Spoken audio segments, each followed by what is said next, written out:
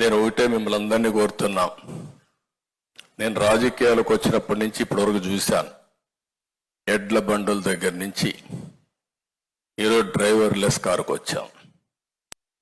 రెండో పక్కన చూస్తే కరెంటు లేని స్టేజ్ నుంచి మీ ఊర్లోనే సోలార్ విండ్ పవర్ జనరేట్ చేసుకుని మీరు కరెంటు వాడుకునే పరిస్థితికి వచ్చాం. దీన్ని అధ్యయనం చేసుకోవాల్సిన వ్యక్తులు మనందరం.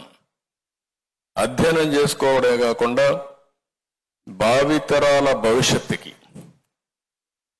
ఈ రాష్ట్ర ప్రగతి కోసం మనం ఆలోచించవలసిన వ్యక్తులం.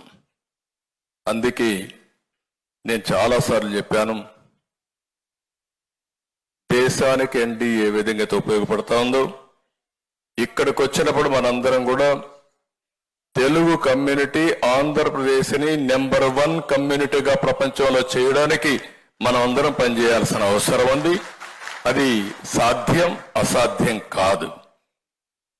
అదే సమయంలో పావర్టీ లేని రాష్ట్రంగా, నో పావర్టీ స్టేట్గా ఆంధ్రప్రదేశ్ తయారు చేసే అవకాశం మనకుంది.